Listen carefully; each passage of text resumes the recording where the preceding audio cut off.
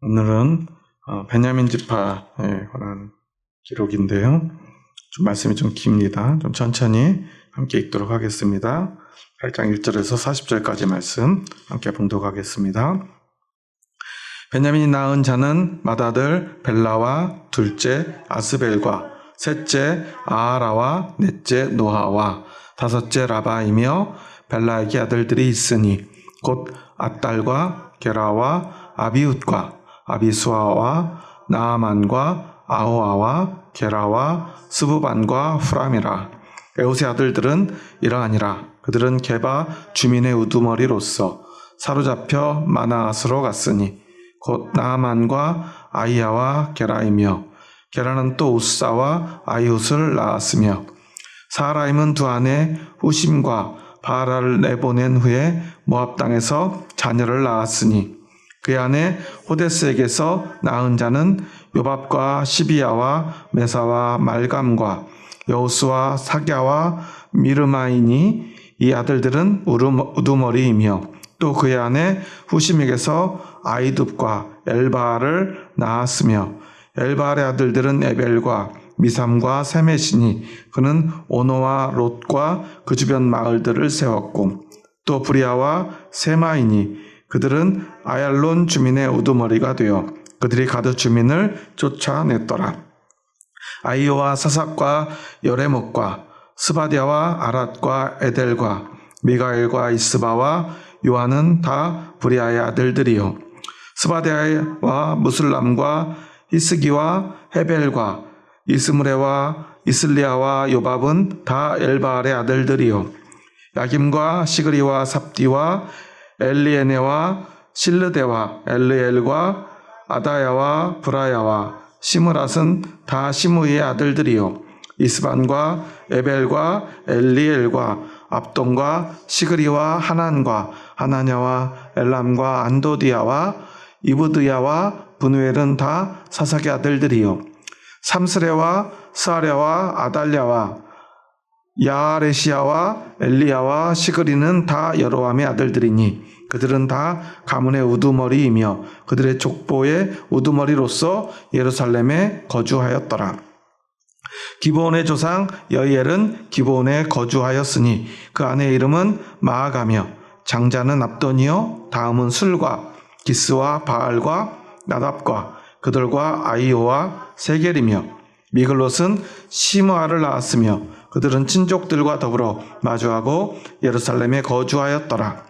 넬은 기스를 낳고 기스는 사울을 낳고 사울은 요나단과 말기수아와 아비나답과 에스바알을 낳았으며 요나단의 아들은 무리바알이라. 무리바알은 미가를 낳았고 미가의 아들들은 비돈과 멜렉과 다레아와 아하스이며 아하스는 여호앗다를 낳고 여호앗다는 알레멕과 아스마웻과 시므리를 낳고 시므리는 모사를 낳고 모사는 비느아를 낳았으며 비느아의 아들은 라바요 그의 아들은 엘르아사요 그의 아들은 아셀이며 아셀에게 6 아들이 있어 그들의 이름은 이러하니 아스리감과 보그루와 이스마엘과 스아랴와 오바댜와 하나니라.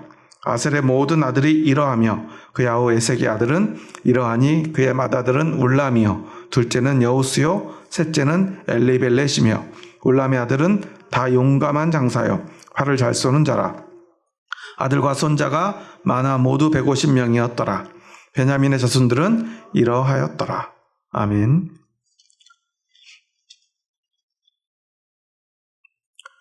오늘 베냐민 자손의 족보가 나옵니다. 우리가 베냐민 자손에서 제일 유명한 사람이 누구죠? 누가 뭐래도 사울왕이겠죠. 그런데 이스라엘의 1대 왕이 되었던 사울왕은 아들에게 왕위를 물려주지 못하고 뺏겼다는 표현은 좀 잘못되었는데 결국 그 왕위는 다윗에게로 넘어가죠. 다윗이 사울왕의 왕위를 빼앗았다기보다는 사울왕은 아들에게 그 왕위를 넘겨줄 만한 그러한 자질을 갖추지 못했던 거죠. 결국 전투에서 아들들과 함께 죽게 되죠. 그런데 보통은 한 왕이 왕위를 빼앗기면 그 자손들은 어떻게 될까요? 웬만하면 왕위를 뺏은 왕이 신하들을 시켜서 그 전 왕과 그 왕의 자손들, 심지어 그 왕과 관련된 모든 친척들까지도 다 숙청을 하는 게 보통의 일이에요. 왜냐하면 누구라도 전 왕과 관련된 가족이 남아있으면 반역을 꾀할 수 있기 때문에 그래요. 물론 우리는 성경 말씀으로 이러한 이야기와 역사를 보다 보니까 반역이라거나 아니면 그래서 숙청을 한다거나 우리나라 말로 그런 말이죠. 3대를 멸한다. 중국에서는 구족을 멸한다 그러죠. 그런 말들이 우리에게는 조금 낯설게 느껴져요. 왜냐하면 우리는 성경을 통해서 하나님 나라를 보고 배우고 소망하기 때문에 그래요. 당연히 하나님 나라에는 그런 일이 없겠죠. 그러다 보니까 하나님의 백성들에게서 하나님의 왕위가 계승된 다윗의 왕조에서 그런 일은 당연히 없다고 생각하지만 사실 그건 당연한 건 아니에요. 다윗 왕도요, 그의 삶의 여정을 보면 그는 사울 왕의 왕위를 빼앗겼다는 어떤 의지도 내비치지 않았는데도 그가 백성들에게 인기가 많다는 이유로 사울 왕은 그를 죽이려 했죠. 여러 번. 그리고 도망갔는데도 그를 쫓아가요. 가서 죽이려 해요. 오히려 죽일 기회는 사울 왕에게는 없었는데 다윗에게는 2번이나 사울 왕을 죽일 기회가 있었죠. 하지만 다윗은 사울 왕을 죽이지 않아요. 죽이지 않을 뿐 아니라 그의 옷자락에라도 손댄 부하들을 그는 오히려 하나님이 세운 왕, 기름 부어 세움받은 왕의 몸에 손대는 것을 그는 극도로 꺼려했어요. 왜냐하면 다윗은 하나님을 두려워했기 때문입니다. 근데 단지 하나님이 두려워서 사울 왕의 자손들을 살려두어서 오늘 이렇게 베냐민의 자손들이 다 족보에 기록될 수 있었던 것은 아니에요. 여러 가지 이유를 생각해 볼 수 있겠지만 가장 중요한 이유는 요나단과의 약속 때문이었을 거예요. 실제로 오늘 본문에 보면 요나단의 아들이 나오죠. 우리 한번 34절 말씀 함께 읽어볼까요? 34절입니다. 요나단의 아들은 무리바알이라. 무리바알은 미가를 낳았고. 무리바알 누구죠? 무비보셋은 기억나시나요? 무리바알이 무비보셋이에요. 그러니까 이런 기록들을 보면 그들이 쓰는 언어들을 조금 우리가 생각해 볼 필요가 있어요. 똑같은 이름인데도요, 조금씩 다르게 부를 때가 있어요. 왜냐하면 그들이 주변 국가들의 어떤 문화들을 흡수하면서 그런 단어들이 조금씩 바뀌는 거죠. 사실 바알이라는 이름은 좋은 뜻인가요? 좋은 뜻은 아니죠. 그런데도 이 바알이라는 이름이 많이 쓰여요. 왜 쓰였을까요? 우리는 사실 지금 우리가 보면 이해가 안 돼요. 아니, 하나님의 백성이 왜 이름에다 바알이라는 이름을 넣을까? 마치 기독교인이 자녀 이름을 짓는데 뭐라고 해야 될까요? 자녀 이름에 보살이라든가 어떤 그런 불교, 유교적인 이름을 이렇게 넣는다면 좀 이상하겠죠. 그 이름에는 그 사람의 사상과 신앙이 담겨져 있는 경우가 많아요. 제가 어렸을 때 학교 다닐 때 저희 1년 후배 중에 이름이 사라인 애가 있었어요. 사라. 그러니까 교회 다니는 사람들 다 누구를 알아요? 아브라함의 아내 사라로 다 기억하는데 교회 안 다니는 사람들은 한 사라 두 사라 이러면서 애들을 놀려먹었어요. 그런데 교회 다니는 사람들은 다 알죠. 뭐 에스더라는 이름이나 사라, 뭐 마리아라는 이름을 가진 아이도 있었어요. 아, 신앙이 있구나, 기독교인이거나 천주교인이구나 라고 생각해 볼 수 있었죠. 제 친구는 요셉이라고 불린 친구가 있었어요. 진짜 이름은 요셉이 아닌데 그 천주교 신자여가지고 세례명이 뭐 요셉이래요. 그래서 그 친구는 그 친구 이름보다는 다 요셉이라고 불렀어요. 그처럼 그 이름에는 그들의 믿음의 고백이 담겨 있는데 바알이라는 이름을 막 넣어요. 왜 그럴까요? 당시에 그 바알은 그들의 눈에 보기에 힘이 있고 바알 신은 그들에게 풍요를 가져다 주고 전쟁에서 승리하게 해주는 이름이었기 때문에 그래요. 그들의 이름 속에도 그들의 삶 속에도 이처럼 우상숭배는 만연해 있었어요. 어쨌거나 요나단의 그 아들은 우리에게 어떻게 기억되냐면요, 그는 다리를 절뚝이며 살아가는 사람이었어요. 다리를 다쳐서 영원한 장애를 가지고 살아가는데 5살 때 유모가 떨어뜨렸대요. 그래서 다리를 다쳐서 평생 다리를 절며 걸었는데, 그러다 보니까 전쟁에서 싸움도 할 수 없었겠죠. 그리고 사실 아마 요나단이 왕위를 물려받았다고 한다면 이 무비보셋은, 무리바알은 왕위를 물려받지 못했을지도 몰라요. 왜냐하면 왕이나 제사장 같은 사람들은요, 몸에 흠이 있으면 안 됐거든요. 그게 율법이었어요. 그러니까 왕의 아들이지만 그렇게 몸에 어떤 장애가 있으면 그때 당시에는 왕이 될 수 없었어요. 그런데 뭐 이미 다윗에게 왕위는 빼앗겨 버렸죠. 빼앗겼다기보다는 다윗이 이스라엘의 왕이 되었죠. 물론 그 앞에 보면 사울의 아들이 잠시 왕을 하는 적이 있어요. 한번 그 33절의 말씀을 다시 한번 읽어볼까요? 넬은 기스를 낳고 기스는 사울을 낳고 사울은 요나단과 말기수아와 아비나답과 에스바알을 낳았으며, 사울에게는 아들들이 여럿이 있었죠. 그 중에 요나단, 그리고 말기수아, 아비나답은 어디에서 죽었죠? 사울과 함께 길보아 전투에서 전사를 하고 맙니다. 한 명이 살았는데 그게 바로 에스바알. 에스바알이라고 하면 또 우리도 이게 또 이 이름이 우리에게 낯설어요. 에스바알은 누구냐면 이스보셋이에요. 누구죠? 아브넬이 이 이스보셋을 데리고 가가지고 이스라엘의 왕으로 옹립을 해요. 그래서 다윗이 정식 왕으로 예루살렘 그 다윗성에 들어가기 전에 이스보셋이 몇 년 동안 이스라엘을 통치해요. 어찌 보면 이것이 바로 반역이죠. 왜냐하면 국민의 뜻은, 백성들의 뜻은 다윗이 왕이 되는 것이었어요. 하나님의 뜻도 다윗이 왕이 되는 것이었어요. 그런데 내가 사울의 아들인데 하나밖에 안 남은? 그런데 그에게는 힘이 없었어요.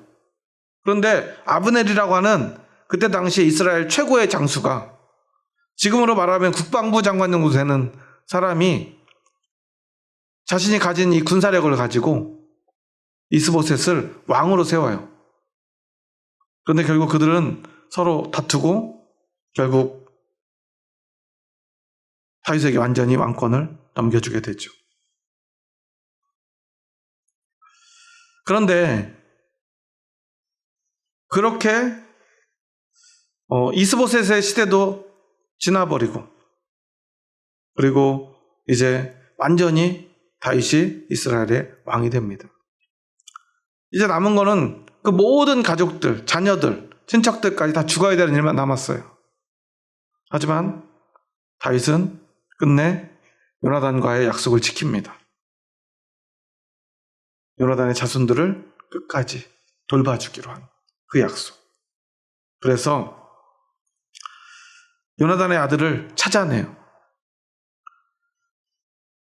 아마도 무비보셋이 처음으로 다윗의 부름을 받고 왕궁으로 향할 때는 이런 생각을 했을 거예요. 아, 이제 나는 결국 이렇게 죽게 되는구나. 그에게는 도망갈 힘도 없어요. 왜냐하면 다리를 절기 때문에 빠르게 도망가거나 피할 방법이 없어요.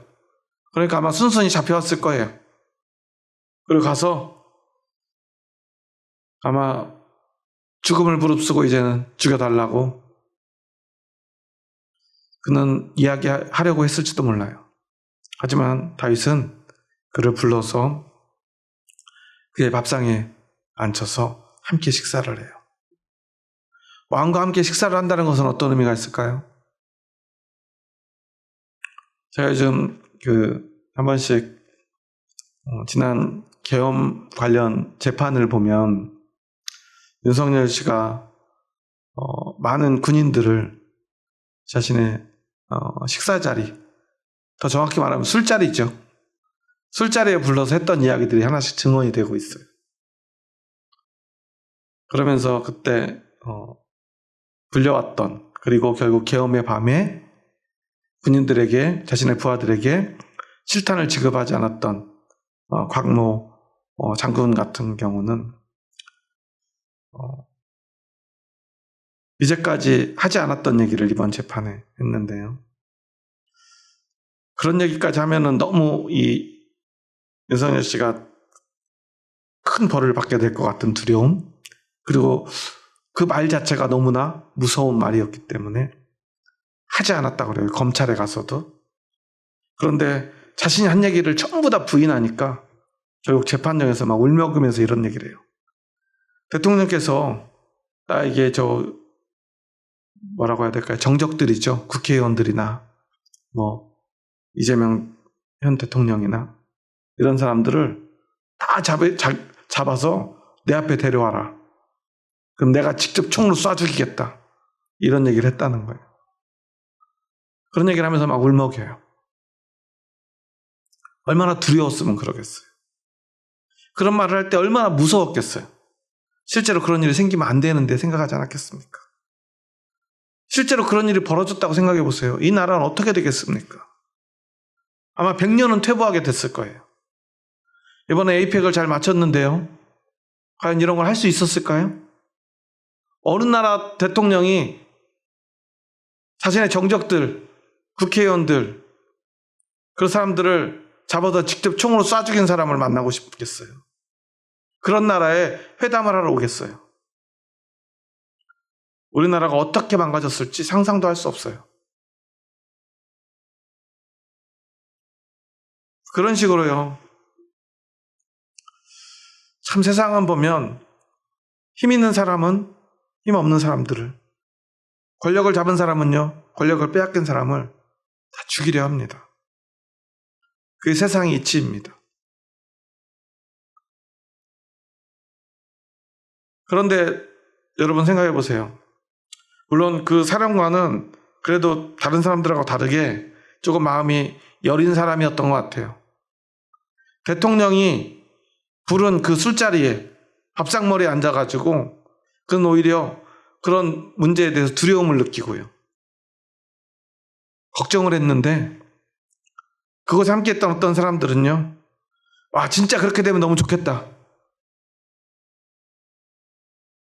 그리고 그렇게 되면 이제 저 말 안 듣는 야당 국회의원들, 또 어떤 정치인들, 어떤 높은 지위에 있는 사람들, 우리 밑에서 이제는 다 무릎 꿇고 우리의 총칼 앞에, 어떤 사람은 자기가 직접 자기 부하 병사에게 야구방망이를 직접 준비하라고 했다고 하죠. 내가 직접 야구방망이로 두들겨 패가지고 그들을 고문하겠다고 말이죠. 뒤늦게 보니까 느껴지는 게 뭐냐면요. 그때 그 술상머리에 밥상머리에 함께 있었던 그 군인들 대다수는요. 작년 계엄이 있기 몇 달 전에 국회에 나와서 증언하는 모습들을 보면요. 국회의원들을 완전히 무시하고 경멸하는 눈으로 바라보고요. 대답을 해도요. 불성실하게 대답하고요. 마치 깔보는 것처럼 이야기를 해요. 왜 그랬을까요? 이미 그들은요, 같이 대통령의 밥상에 앉아가지고 그들을 어떻게 죽일까? 그들을 어떻게 가둘까? 그들을 어떻게 처리할까? 의논하고 있었던 거예요. 얘네들 조금만 기다려. 우리가 다 가만두지 않을 건데. 그때도 이렇게 하나 두고 보자. 라는 마음 아니었겠습니까? 권력자하고 함께 식탁에 앉는다는 건요, 그들도 함께 그 권력을 누린다는 것이 돼요. 그런데 이제 죽을 날만 기다려야 됐던 무비보셋이요, 다윗 왕의 식탁에 매일 가서 앉아서 함께 밥을 먹어요. 다윗은 아마 일부러 그랬던 것 같아요.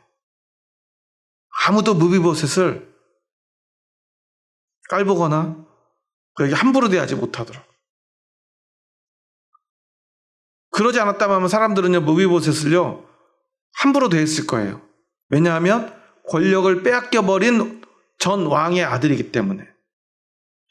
한때는 최고 권력자의 아들이지만 이제는 이 나라에서 가장 힘없는 사람이 되어버렸어요. 가장 두려운 사람이 되어버렸어요. 그가 두려운 게 아니라 그는요, 모든 사람을 두려워해야 돼요. 누구든 그를 죽여도 돼요. 아니, 오히려 사람들은 생각했을 거예요. 내가 무비보셋을 죽여가지고 왕에게 총애를 받아야 되겠다. 이런 생각을 하는 사람들이 많았을 거예요. 왕이 지금 직접 죽이지 못해서 그러지 아마 죽이고 싶을 거야. 나중에 분란의 씨앗이 될 수 있고 반역의 씨앗이 될 수 있는데 다윗 왕이 워낙 착하니까 지금 직접 죽이지는 못하고 그냥 잠깐 놔두는 거니까 우리가 죽여주면 아마 좋아하실 거야 라는 생각을 하고 있는 사람들이 많았을 거예요. 어쩌면 그래서 더 다윗은 그 무비보셋을 자신의 식탁에 매일같이 앉혀서 아니다. 무비보셋은 내가 죽여야 될 사람이 아니고 내가 지켜줘야 될 사람. 세상에서 내가 제일 사랑했던 내 친구의 아들. 그러니 아무도 이 무비보셋의 몸에 손을 대서는 안 된다는 것을 직접 보여줬던 것 같아요. 여러분, 이 무비보셋의 인생을 생각해 보면요, 어쩌면 그는 매일매일 식사 시간마다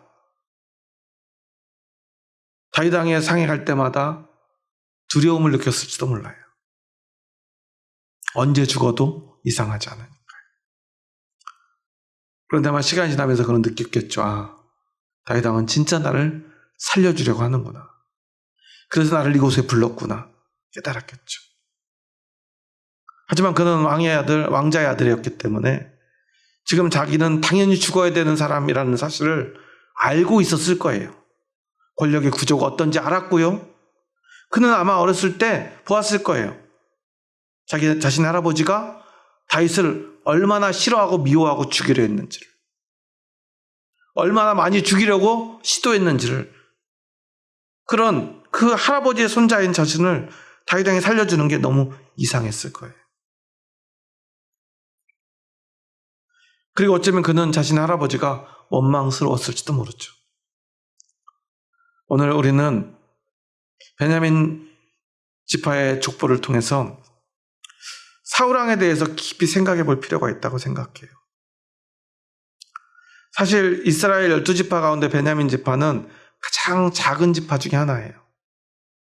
물론 제일 작은 지파는 아니었을지 몰라도요, 우리가 보통 남유다 하면 유다 지파만 생각하지 베냐민 지파는 별로 생각이 안 나잖아요. 2개 지파밖에 없어요, 남유다에는. 그런데도 우리는 베냐민 지파를 잊어버려요. 그처럼 유다 지파밖에 생각이 안 나요. 그리고 그들을 부를 때도 베냐민인이라는 말을 쓴 적은 한 번도 없어요. 유대인이라는 말을 우리가 매일 쓰잖아요. 그러지 않습니까?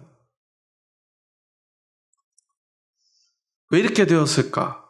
그 시작은 바로 사울왕부터예요. 원래 물론 작은 지파였지만 모든 백성들이 왕을 구했어요. 하나님께.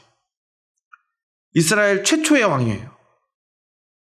여러분, 우리도 처음 왕은 다 기억하죠? 고려 세운 왕은 누구죠? 고려를 세운 왕은 누구예요? 그렇죠. 태조 왕건. 어떤 사람은 최수종 그러더라고요. 요즘은 안 그러겠지만, 그러면 조선을 세운 사람은 누구죠? 태조 이성계죠. 이렇게 처음 왕은 누구라도 기억할 수밖에 없어요. 그러니까 처음 왕이 된다는 것은 얼마나 영광스러운 일입니까?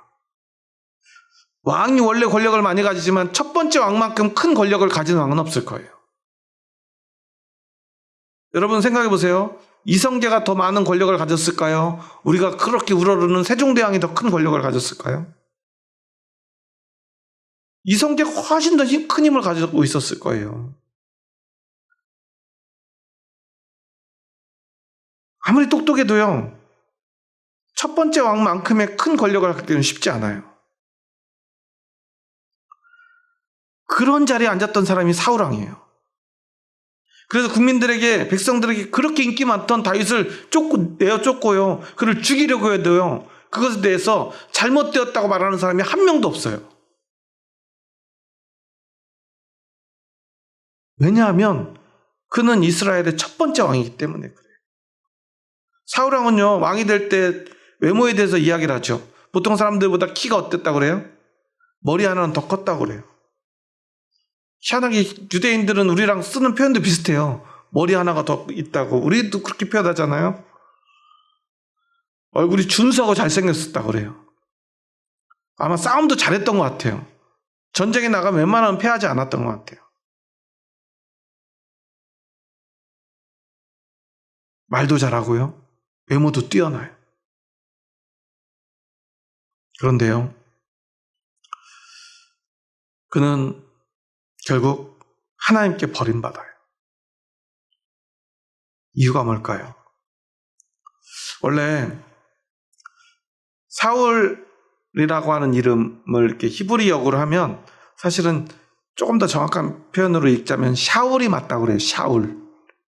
우리는 다 사울이라고 하지만, 근데 이 샤울이라고 하는 이름은 원래 샤알에서 유래된 말이에요. 샤알.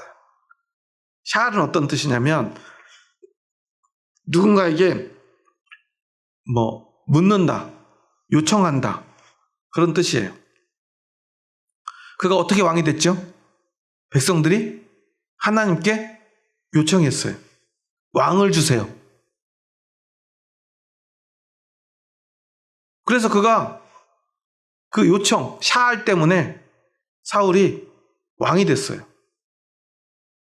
그런데 그는 결국 하나님께 버림받았어요.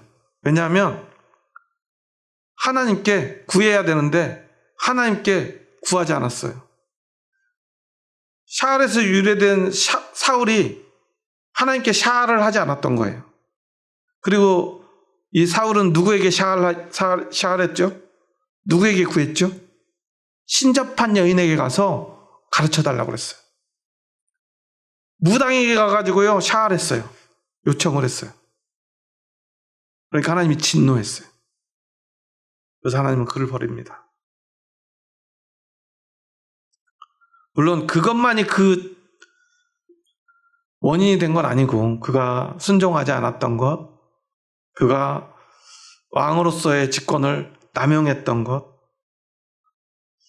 거기에서부터 시작되었지만 그 이름을 통해서 우리가 생각해 보는 거예요. 하나님이 그를 왜 콕 집어서 왕으로 세웠을까? 어쩌면 그 이름 때문이었을지도 몰라요. 왕은 바로 사울, 네가 되어야 돼. 왜? 너는 샤울이니까. 너는 나한테 샤알하는 사람이니까. 왕은 백성을 다스려야 하지만 백성을 어떻게 다스리느냐? 나에게 구하고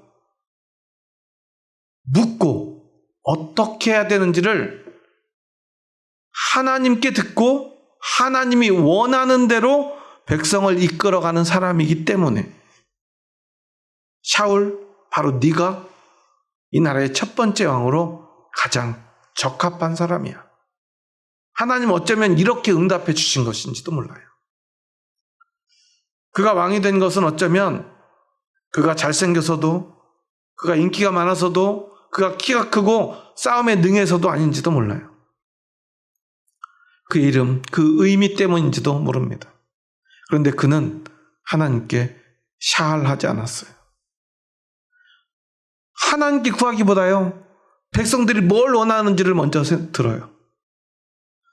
사무엘이 와서요, 하나님의 뜻을 전하고요, 하나님 뜻대로 뭔가를 하라고 계속 얘기를 했을 거예요. 그런데 사울은 자꾸만 자기 마음대로 해요. 가장 결정적인 사건이 뭐였죠? 이제 전쟁을 해야 돼요. 그런데 전쟁하기 전에 그들은 반드시 하나님께 제사를 지내야 돼요. 제사는 누가 지내야죠? 제사장이 해야 돼요. 그게 법이에요. 어떤 법이냐면 하나님이 세운 법, 율법이에요. 물론 당시에 다른 모든 나라들은요, 왕은 제사장의 권위를 가지고 있었어요. 이 주변 나라들은요, 왕은요, 제사장보다 더 높은 제사장이었어요. 그런데 하나님의 나라에서는요, 그게 용납되지 않았어요. 제사장은 제사장이고 왕은 왕이었어요. 아무리 왕이 높아도요, 제사장의 일을 대신할 수 없도록 했어요. 그런데 그는 그냥 이방인들이 하던 대로 한 거예요. 내가 왕인데? 너도 기름 부음 받았지만 나도 기름 부음 받았는데? 당신이 나에게 기름 부었잖아. 어쩌면 그런 생각이었는지도 몰라요. 나도 기름 부음 받았으니까 나도 제사 지낼 수 있지. 하지만 하나님은 그것을 용납하지 않았죠. 어떤 게 맞냐 틀리냐의 문제가 아니에요. 하나님이 결정한 것에 대해서 우리가 이해가 안 돼도 순종할 수 있는가를 하나님은 생각하는 거예요. 우리의 믿음에서 가장 중요한 게 그것입니다. 하나님이 무엇을 원하시는가. 그리고 잘 모르겠으면 어떻게 하면 됐을까요? 하나님께 물어봤으면 돼요. 하나님, 제가 하면 안 되나요? 그럼 하나님이 사무엘을 보내서 이렇게 말씀하셨겠죠. 안 돼. 그러면 안 해야 돼요. 그런데 하나님께 묻지도 않고요. 내가 좀 하면 어때? 내가 왕인데. 그리고 뒤늦게 사무엘 오니까 후회가 좀 돼요. 그리고 그 뒤에도요, 그것뿐 아니라 전쟁에 가서도 하나님이 하라는 대로 안 해요. 자기 하고 싶은 대로 해요. 사무엘은 아마 이 사울 때문에 너무 힘들었을 것 같아요. 사무엘은 어떤 사람이죠? 제사장이면서 선지자였어요. 제사장, 선지자가 해야 되는 가장 중요한 일은 뭐냐면 하나님과 사람 사이의 중개자의 역할이에요. 집에서 엄마 아빠가 싸우면 벌어지는 풍경 있죠. 자식한테, 야, 너네 엄마한테 뭐 좀 하라고 전해라. 아이는 엄마한테 가서 전해야 돼. 그러면 엄마가 또 기분 좋게 말하겠어요? 야, 아빠가 알아서 하라고 전해라. 그러면 자식은 또 아빠한테 가서, 엄마 화났으니까 좀 그만 좀 해요. 아빠도 화났으니까 엄마한테 가서 말해. 그러고 계속 왔다 갔다 해야 돼요. 맞죠? 하나님이 제사장을 그리고 선지자를 보내서 왕에게 명령을 해요. 이걸 해야 된다. 이걸 하면 안 된다. 그런데 전달만 하면요, 왕이요, 말을 안 들어요. 그럼 하나님은 그 선지자에게 어떻게 말씀하셨을까요? 잘 좀 하라고 그래 이랬을까요? 아니면 진노하셨을까요? 분명히 진노하셨을 거예요. 그는 하나님의 음성을 들었던 사람이기 때문에 사무엘은요, 자신 아무 잘못이 없어요. 아마 하나님은 분명히 사울왕한테 화를 냈을 거예요. 그런데 누구한테 지금 화내고 있어요? 사무엘에게 화내셨을 거예요. 그것을, 그 분노를, 그 진노를 오롯이 받아야 되는 사람은 이 사무엘이었어요. 그런데 사무엘은 왕보다 직위가 낮아요. 왕에 가가지고 똑바로 안 할래? 이렇게 하면 할 수 있으면 좋은데, 좀 잘 좀 하세요 라고 말해야 됐을 거예요. 나이도 어리지만, 그래서 좀 혼내고 싶지만 혼낼 수가 없어요. 왕이니까. 자기는 하나님께 혼나고 왔지만 그럴 수가 없어요. 근데 좋게 아무리 타일러도요, 말을 안 들어요. 얼마나 그 모습을 보는 게 힘이 들었을까요? 결국 그렇게 그는 하나님께 끝끝내 샤알하지 않아서, 하나님께 묻지 않아서, 하나님의 말씀을 듣지 않아서, 하나님께는 요청하지 않고 엉뚱한 것들에게, 엉뚱한 사람에게 물으며 그는 어떻게든 무언가를 해보려고 했었던 것 같아요. 신잡한 여인에게 가고요, 백성들이 부르짖는 소리를 듣고요, 하나님 빼놓고는요 다른 사람의 말은 다 들어요. 그리고 나름대로 열심히 해요. 사울왕을 보면요 정말 부지런하고 열심히 사는 걸 알 수 있어요. 많은 사람들이요 사울왕에 대해서 오해하는 게 있어요. 그가 그냥 나쁜 사람이라고 생각해요. 게으른 사람, 정신병자라고 생각해요.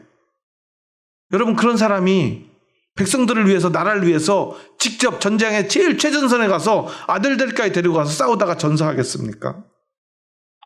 그는요 백성들을 정말 사랑했던 왕이에요. 이 나라를 정말 지키고자 했던 왕이에요. 좋은 왕 아닙니까? 저는 이번에 이재명 대통령이 트럼프 대통령을 불러놓고 뭘 줬죠? 선물로? 뭘 비싼 걸 줬는데 금으로 만든 왕관 줬죠. 그 금이 엄청 비싸대요. 그리고 그거 세공하기도 되게 힘들고, 그걸 받고 얼마나 좋아했는지 막 받자마자 바로 백악관에 제일 앞에다가 전시해 놓으라고 했다고 하더라고요. 이재명 대통령이 트럼프 대통령이 무서워서 그러겠어요? 대통령으로서 이 나라, 이 민족 지켜내려고 누가 봐도 우리보다 크고 힘 있는 나라 대통령 앞에서 머리를 조아리는 거잖아요. 이 나라 살려내야 되니까요. 어쩌면 사울왕은요 그런 왕이었어요. 목숨까지 바쳤어요. 그런데 그의 문제는 딱 하나였어요. 그렇게 좋은 마음을 가지고 있는데 이상하게 하나님께는 물어보질 않아요. 하나님 말씀에 순종하질 않아요. 그러니 하나님은 더 이상 너는 계속 그 자리에 있으면 안 되겠다.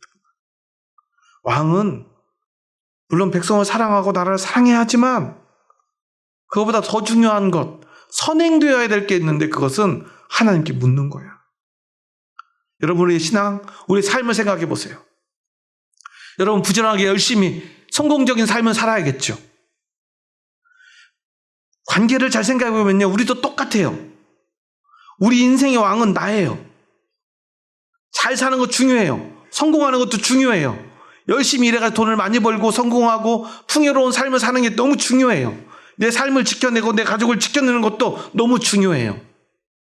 그런데 우리 어떻게 하고 있죠? 세상 뉴스 보면서 세상은 어떻게 돌아가는구나. SNS, 유튜브 보면서 이렇게 해야 되는구나. 주변 사람들 이야기 들으면서 이렇게 투자해야 되는구나. 이러면 성공하는구나. 자녀 교육, 옆집 아줌마가 아들을 서울대 보냈다는데 그 비법은 뭘까? 그런 거 알려준다고 그러면요, 이제 11월인데요 입시 설명회, 수능 끝나보세요. 입시 설명회 좀 유명한 강사들이 입시 설명회 하면 미어 터져요. 번호표 받기 어려워요. 그런데 우리는 하나님께 기도하지 않아요. 하나님께는 묻지 않아요. 그러면서 최선을 다해 살아가요. 우리가 사울왕이 되어가고 있는 거예요. 세상 사람들이 그런 건 당연한 건데 문제는 교회 다니는 사람들이, 그리스도인들이 그러고 살아요. 하나님 말씀 듣는 데는 너무 둔하고요. 관심 없고요. 세상의 정보, 세상의 이야기에는요. 온 귀를 쫑긋 세우고 귀 기울여요. 우리가 사울왕과 다를 게 무엇이 있단 말입니까? 하지만 그 끝을 우리는 기억해야 합니다. 그는 모든 것을 잃습니다. 단 하나 이 땅에 남겨둔 것은 다리를 다친 왕으로서의 자격을 완전히 상실해버린 그 손자 하나뿐입니다. 그런데 오히려 그 자격 없는 손자를 통해서 그의 이름은, 그의 후손은 이어져 가요. 그럴 수 있었던 것은 끝까지 다윗의 편에 서고 하나님의 음성에 귀 기울였던 요나단 때문이었어요. 어쩌면 요나단이야말로 가장 비운의 왕자였는지도 몰라요. 당연히 자신의 자리가 되어야 될 왕자가 자신이 가장 사랑하는 친구의 것이 되어버려요. 당연히 자신의 것이었는데 어쩌면 빼앗겨버린 거예요. 하지만 그는 그런 것에 연연하지 않아요. 그저 왕자로서의 역할을 다할 뿐입니다. 전쟁터에 나가서도 최선을 다해 싸우고요. 그렇게 싸우다 끝내 그는 장렬히 전사하고 말아요. 우리는 기억해야 돼요. 내가 왕의 자리에 앉는 것이 중요한 것이 아니라 그 자리에 갈 수 있지만 가지 못하더라도 하나님의 음성에 귀 기울이고 하나님께 요청하고 샤알할 수 있는 그 믿음이 있어야만 우리가 살 수 있다는 사실. 진짜 생명은 그곳에 있다는 사실. 진짜 축복은 하나님께 구할 때 우리의 것이 될 수 있다는 사실. 진짜 권세는 하나님께 구하는 권세임을 우리가 기억했으면 좋겠습니다. 오늘 이 밤에 샤알이라는 그 뜻을 가진 사울이 결국 샤알하지 않아서, 하나님께 샤알하지 못해서 망해버렸던 그 모습을 기억하며 오늘 나는 사울의 길을 걷고 있지 않은지 다시 한번 돌아보고, 부족할지라도 때로는 세상에선 실패할지라도 하나님께 샤알할 수 있는, 하나님께 구할 수 있는 우리의 삶이 될 수 있기를 주님의 이름으로 축원합니다. 하나님께 날마다 묻고 하나님의 뜻대로 나아가는 그 삶이 우리가 가진 가장 큰 축복이고 가장 큰 능력이고 가장 큰 권세임을 기억했으면 합니다. 기도하시겠습니다. 하나님 감사합니다. 저희 부족하고 약한 자들 사랑하셔서 저희들을 주님의 뜻 가운데로 불러주시니 감사합니다. 오늘 우리는 예수님을 믿는다, 하나님의 백성이다 말하면서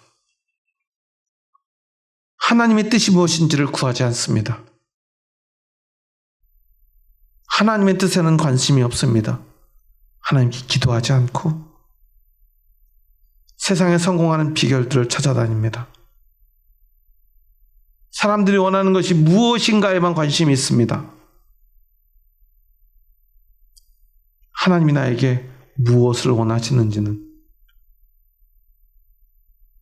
듣지 않고 내가 원하는 것 이루기 위하여 세상에 나에게 요청하는 것들을 성실히 실행하기 위하여 우리의 삶의 대부분을 바쳐버립니다. 그러면서도 우리는 나는 구원받았다, 나는 하나님의 백성이다 착각하며 살아가고 있지는 않은지, 우리는 우리 각자의 삶의 왕으로서 하나님 앞에 먼저 간구하고 하나님의 말씀에 귀 기울이며 하나님의 뜻대로 살아갈 의무가 있음에도 우리는 사울왕처럼 하나님께는 요청하지 않고 하나님의 말씀에 귀 기울이지 않고 백성들이 무엇을 원하는지 또는 신접한 여인에게 가서 자신이 원하는 것을 요청하는 그런 어리석은 삶을 오늘 우리가 살고 있지 않은지 다시 한번 돌아봅니다. 하나님, 그 어리석음에서 벗어나게 하시고 다시 한번 이 밤에 하나님 앞에 간절함으로 샤알할 수 있는 저희들 되게 하여 주시옵소서. 하나님께만 구하고 하나님께만 순종하는 우리의 삶이 될 때 그것 자체가 이미 성공이고 축복임을 기억하는 저희들 되게 하여 주시옵소서. 예수님의 이름으로 기도합니다. 아멘.